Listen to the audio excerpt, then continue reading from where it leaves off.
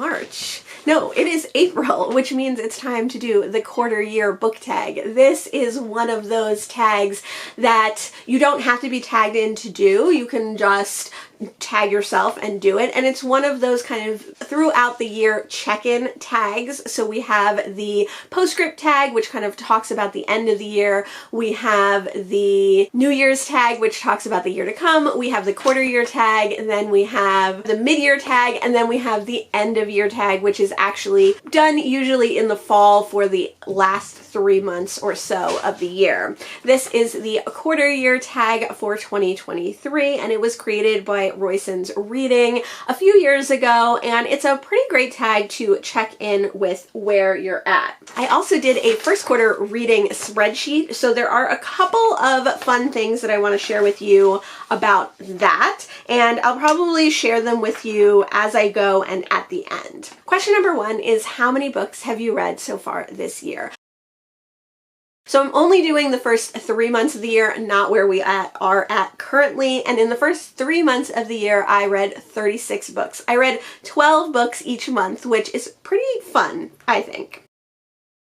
Question number 2 is, have you already found a book that might be a 2023 favorite? It's funny because last year I had like 3 or 4 books already by March that I really loved, that I couldn't stop thinking about, and that made it onto my best of the year list at the end of 2022. And this year I don't feel as strongly about as many of the books, or any of the books really, but when I look at my read shelf for the year, which I keep all of my books that I've read so far in the year on one shelf, I was able to pick out a couple. I picked out Toning the Sweep by Angela Johnson. This is a YA very short novella about a girl who accompanies her mom to help her grandma move in with them. So they live in Ohio, and then their grandmother lives in a rural hippie town in California.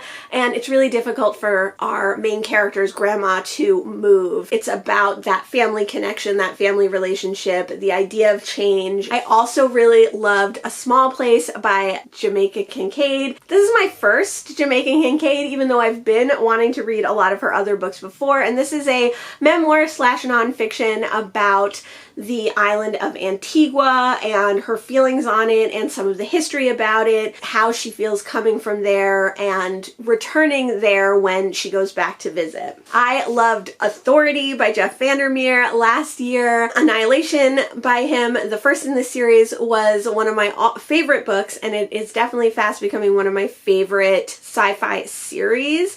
Authority kind of gets a bad rap for being slow, but I think it's actually really well paced. It's just a very different kind of horror / sci-fi book than Annihilation, and I'm really excited to read Acceptance when I get around to that. I cannot stop thinking about This Is a Bust by Ed Lin. This is a very strangely formatted mystery / cop / slice of life story about a young Chinese cop in Chinatown in 1976 in New York, and I just really like this one. It has a little bit of like a noir style. It talks a little bit about the history of Chinatown and also the influence of Chinese immigrants in Chinatown, the influence of Chinese-born Americans in Chinatown. So it was just really interesting. I ended up really enjoying it. Finally, a book that I've really enjoyed so far this year and might make it to my top favorites list is In the Woods by Tana French. Honestly, if you asked me exactly what this book was about, I can't remember every detail, but I flew through this book. I read it in 24 hours, and I just loved her writing style. I loved the interesting and innovative, I think, take on a detective novel or a police procedural kind of novel. I love detective novels, cop novels like that anyway. But it was more the vibes and the feeling of this that I love so much, even though I also think the story and the mystery were very strong. The next question is any 1-star books or least favorite books of the year so far. Definitely the worst book that I've read so far this year is The Sanatorium by Sarah Pierce. This was exceedingly lackluster mystery novel that you could never solve and was not very interesting. And I will say that although my feelings have softened on the death of Mrs. Westaway and I don't look on it as harshly as I did when I first finished reading it, it definitely cemented my idea that I am not going to be reading any more Ruth Ware, and she is just not an author for me. The next question is, what has been my most read genre? Unsurprisingly, mystery has been my most read genre this year according to Storygraph. According to my own calculations, contemporary has been the biggest piece of the pie, but contemporary to me means quite a bunch of things, and I think there are a lot of books in my contemporary category that wouldn't necessarily be in other people's. Next was fantasy, which is very strange, but that again is my calculation, not Storygraph. I've also read quite a bit of sci-fi poetry, short stories, and a decent amount of nonfiction. The next question is, what is a book that has surprised you? And I am going to go with The Vanishing Half by Britt Bennett. I got this quite a few years ago and I've been putting off reading it. I've been intimidated by it. It was such a booktube darling at the time, and it really kind of put me off reading it because it was compared to Passing by Nella Larson. I really love that book, which I read a couple of years ago, inspired by Booktube, and I just didn't want to read a reimagining or a rewriting of Passing.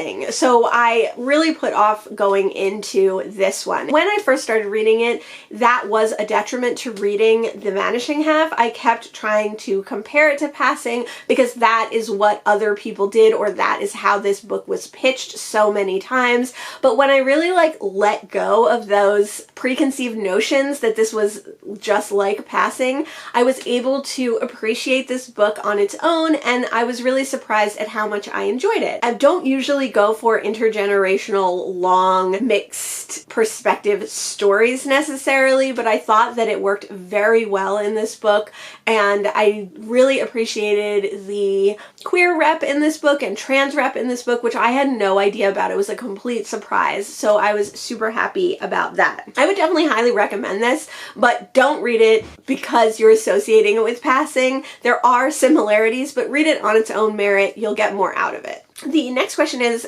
a book that's come out in 2023 already that you want to read but haven't yet.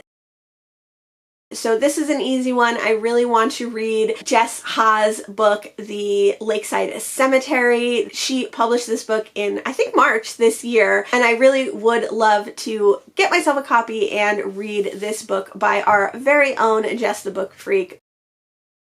One goal that you've made that you are succeeding at. I honestly can't remember the goals that I made, really. It seems like it was a really long time ago, but it wasn't that long ago at all. I think one goal that I'm definitely succeeding at so far this year that I have every year is to read a good amount of BIPOC authors, authors of color, queer authors. So my ratio of Black, Indigenous, person of color, Asian authors, and white authors in the first quarter of the year is exactly 50%. I've read exactly 50% white authors to BIPOC authors, and I'm super happy about that. I would love to tip that scale and be reading more authors of color than I am white authors, especially, I mean, ideally I'll just keep up the 50% and not let it slip into reading more white authors, but if I could even tip the scales the other way, I would prefer that. And as far as queer works, I have read 25% queer works, and I qualify a queer work as a book that has a queer character in it where there is some kind of queer representation.